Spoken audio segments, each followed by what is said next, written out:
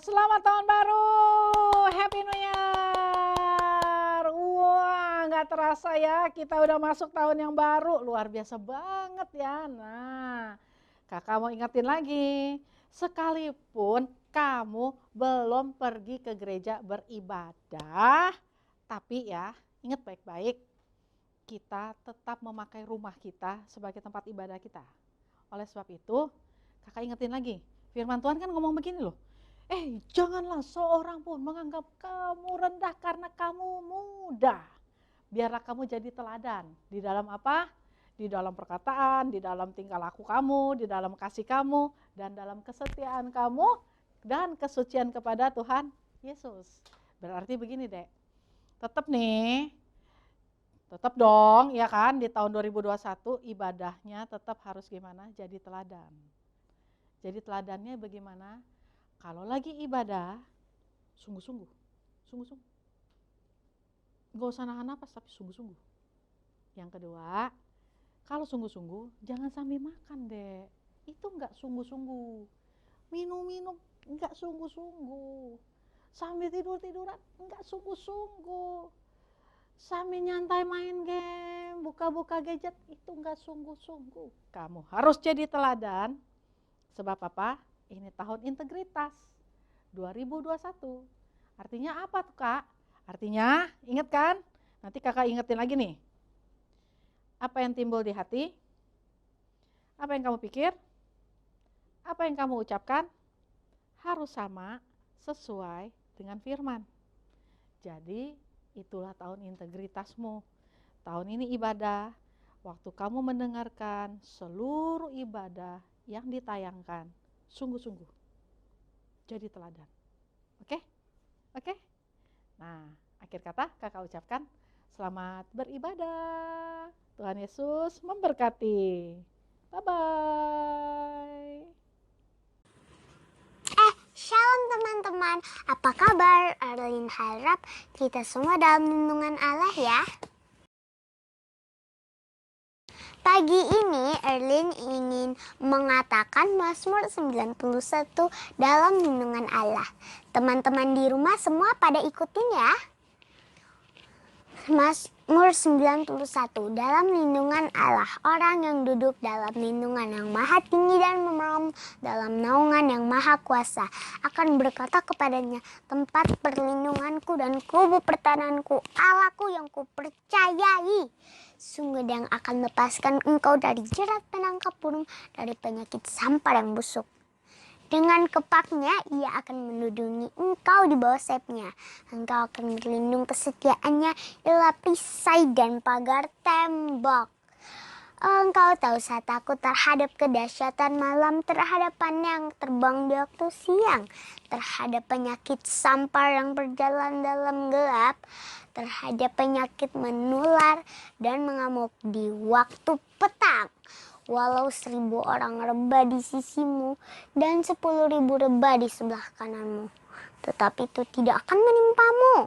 Engkau hanya menontonnya dengan matamu sendiri dan melihat pembalasan terhadap orang-orang fasik. Sebab Tuhan adalah tempat perlindungan yang maha tinggi, telah kau buat tempat perteduhanmu. Malapetaka tidak akan menimpa kamu, dan tulah tidak akan mendekat kepada kemahmu. Sebab malaikat-malaikatnya akan diperintahkannya kepadamu untuk menjaga engkau di segala jalanmu.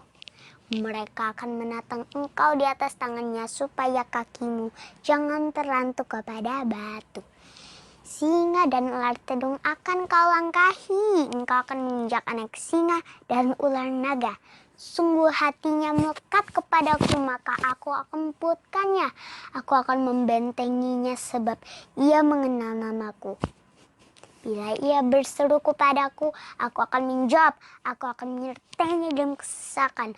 Aku akan meluputkannya dan memuliakannya. Dengan panjang umur akan kukenyangkan dia dan akan kuperlihatkan kepadanya keselamatan daripadaku. Shalom adik-adik. Nah, hari ini kakak mau ajak adik-adik semua untuk bangkit berdiri. Kita mau siapin hati kita, kaki kita, tangan kita untuk sama-sama memuji dan menyembah Tuhan. Kakak percaya adik-adik di rumah sudah siap mengikuti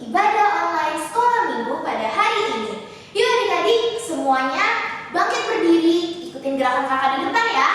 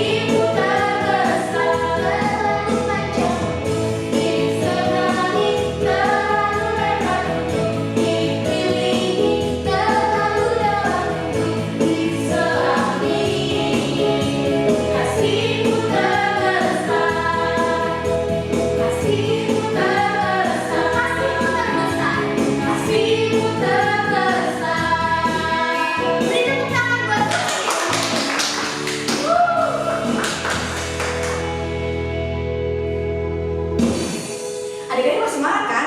Tentunya pasti ya. Ayo kita sama-sama beri yang lebih terbaik lagi buat Tuhan Yesus. Kita muji dan menyembah Tuhan lebih sungguh-sungguh.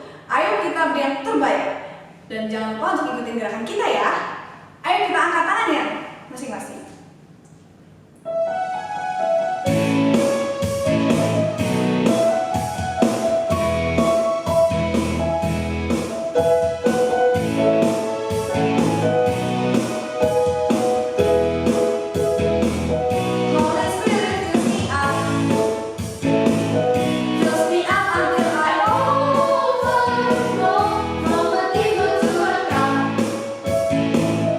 From a river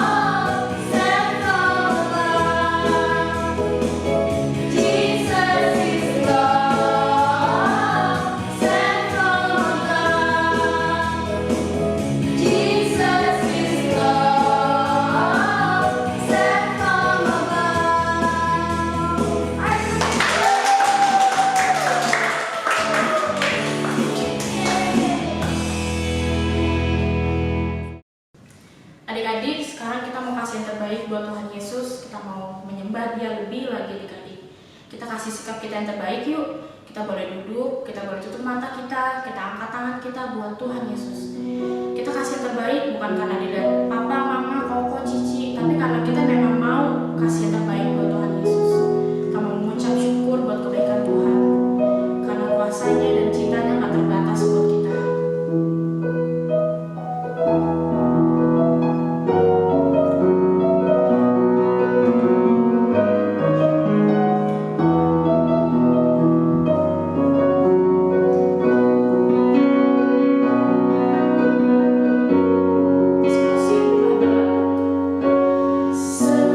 Semusim berlalu, namun kau selalu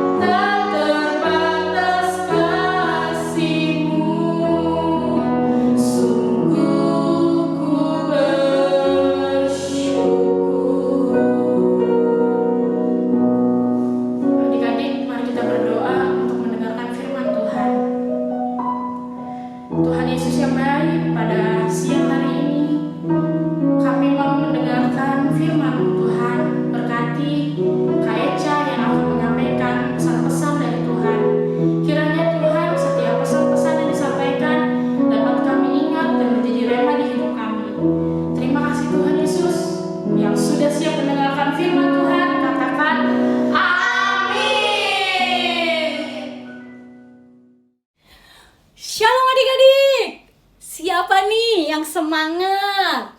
Wow, tidak terasa ya, kita udah masuk tahun 2021. Kita masuk bulan Januari di tahun yang baru.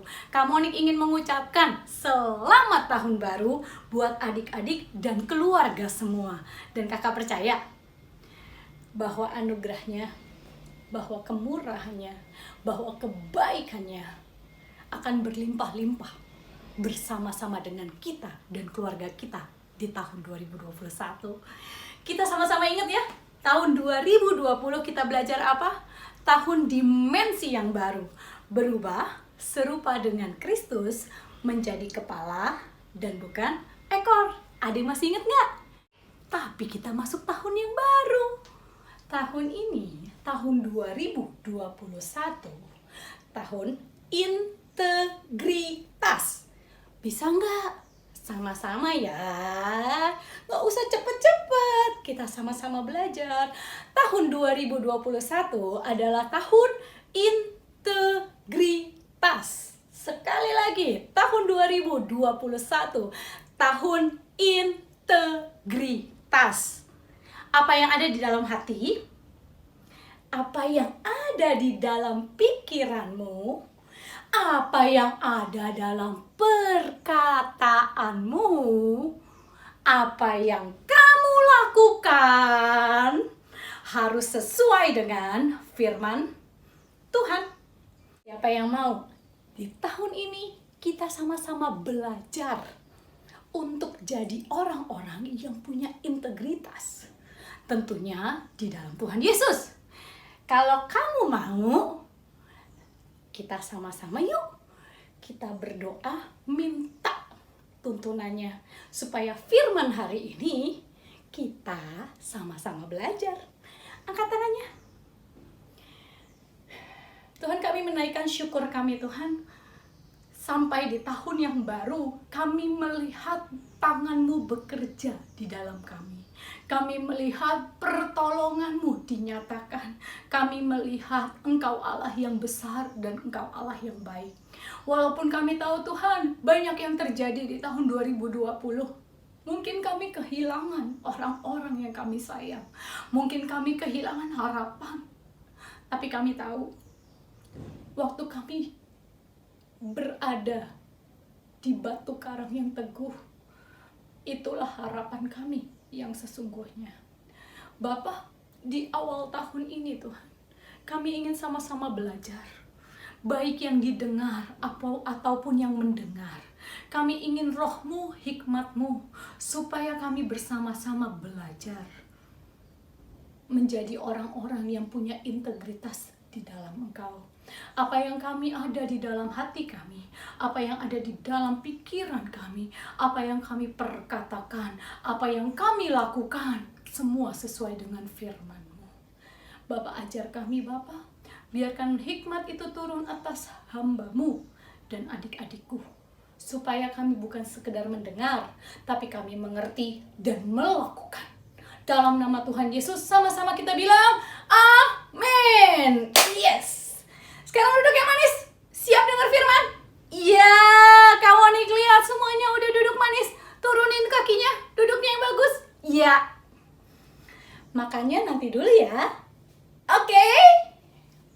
1 Timotius 4 ayat 12 berkata, jangan seorang pun menganggap engkau rendah karena engkau muda. Jadilah teladan bagi orang percaya di dalam perkataanmu, di dalam tingkah lakumu, di dalam kasihmu, di dalam kesetiaanmu, dan di dalam kesucianmu. Nah, hari ini kita mau belajar bagaimana kita bisa jadi teladan dalam perkataan kita. Pasti semua tahu dong, hari itu Daud jadi raja. Daud jadi raja. Bertahun-tahun dikejar sama Saul, diperangi sama Saul, diinginkan untuk meninggal, dibunuh oleh Saul. Tapi hari itu berbeda. Saul dan Jonathan sudah nggak ada. Daud sudah jadi raja Israel. Wow, hidup udah enak jadi raja. Tapi waktu dia bertahta jadi raja, Daud berkata begini, masihkah ada orang yang tinggal dari keluarga Saul? Maka aku akan menunjukkan kasih kepada mereka oleh karena Jonatan. Siapa Jonatan? Pasti denger dong cerita beberapa bulan sebelumnya. Daud dan Jonatan bersahabat. Daud dan Jonatan punya perjanjian. Daud mengasihi Jonatan. Jonatan mengasihi Daud. Dan Daud berjanji bahwa keturunan Jonatan, keturunan Saul akan Daud pelihara. Wow, itu berbeda banget pada masa itu. Pada masa itu, jika ada seorang raja baru, maka kebanyakan raja itu akan membunuh seluruh raja sebelumnya, keturunan raja sebelumnya. Kenapa? Karena jangan sampai mereka memberontak, akhirnya digulingkan tahtanya. Nah, tapi Daud beda. Daud memegang perjanjiannya dengan Jonatan. Dia ingat, dia panggil hambanya, cari ke seluruh negeri, adakah keturunan Saul? Kakak pikir ya hari itu, raja model apa itu? Biasanya orang seluruh negeri suruh cari keturunan raja sebelumnya untuk dihabisin. Tapi Daud bilang begini, aku hendak menunjukkan kasihku. Wow. Suatu hari, seorang hamba Saul, dahulu dia hamba Saul, dia datang. Namanya Ziba. Daud bertanya, adakah orang yang tinggal dari keturunan Saul yang kepadanya aku hendak menunjukkan kasih dari Allah?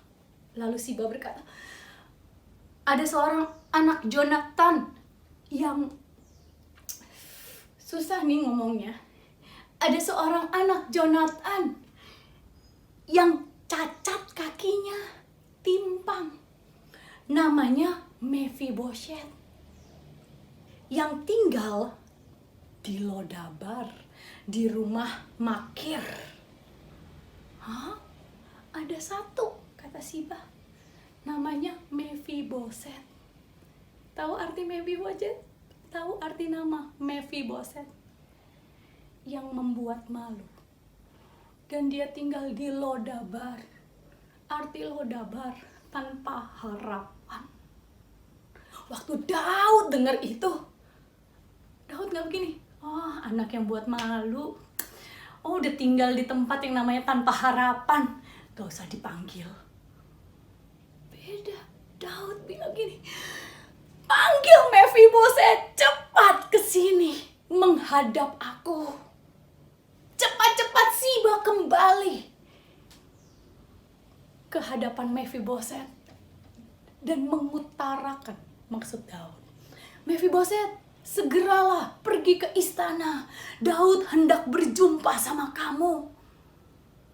Kakak yakin ya hari itu Mephiboset takut, gak senang, takut. Kenapa? Dia udah bayangin nih, aduh, raja yang panggil, aku ini keturunan Saul. Jangan-jangan dia mau penggal aku. Jangan-jangan. Maka waktu Mephiboset datang, langsung tersungkurlah dia. Mephiboset berkata, ini hambamu Tuhan. Daud bilang begini, jangan takut, sebab aku hendak menunjukkan kasih ku kepadamu oleh karena Jonatan. Aku mengingat perjanjianku dengan ayahmu. Aku mengasihi kamu. Walaupun kamu cacat, walaupun kamu hari ini disebut anak yang membuat malu. Walaupun mungkin hari ini kamu tanpa harapan, tapi Daud berkata, jangan takut, sebab aku hendak menunjukkan kasih kepadamu. Lalu dahsyatnya, akan kukembalikan semua ladang-ladang Saul. Wow, warisan dikembalikan. Tapi kan cacat ya, siapa yang ngerjain ladang? Hebatnya, Daud bilang begini, hai Siba, hamba Saul kan kamu? Kamu jadi hambanya Mephibosheth dan mengurus kehidupan Mephibosheth. Wow, warisan dikembalikan. Kedua, diberikan seorang penolong, diberikan bantuan hamba Siba dan seluruh keluarganya. Tapi yang lebih dahsyat, Mephibosheth diperbolehkan untuk makan sehidangan sama Daud. Maka firman Tuhan berkata, demikianlah Mephibosheth diam di Yerusalem. Wow, dari tanpa harapan dia dikembalikan ke Yerusalem. Dan ia tetap makan sehidangan dengan Daud. Dahsyat ya? Daud berjanji. Bisa sih dia pura-pura lupa. Bisa sih dia bilang gini, ya udahlah, Jonathan udah mati kan? Jonathan udah nggak ada. Perjanjianku dengan Jonathan, bukan dengan Mephibosheth. Kamu mau tahu anugerah? Seperti itulah anugerah yang kita terima dari Tuhan Yesus kita. Wow. Perjanjian. Allah kita berjanji untuk menyelamatkan kita. Allah kita berjanji bukan sekedar menyelamatkan, tetapi juga menyertai kita. Dia Allah yang memegang perjanjian-perjanjiannya. Firman-Nya berkata, Matius 24 ayat 35. Langit dan bumi akan berlalu, tetapi perkataanku tidak berlalu. Kita punya Allah yang dahsyat. Kita punya Allah yang memberikan anugerah. Kita punya Allah yang menepati janjinya. Pertanyaannya, apakah kamu dan saya adalah orang-orang yang bisa dipegang perkataannya? Kalau kita menyembah Allah yang dapat menepati janjinya, maka kita adalah orang-orang yang harusnya dapat menepati janji kita. Orang baik mengeluarkan hal-hal yang baik dari perbendaharaan yang baik. Orang jahat mengeluarkan hal-hal yang jahat dari perbendaharaan yang jahat. Apa yang kamu ucapkan, itu berasal dari hatimu.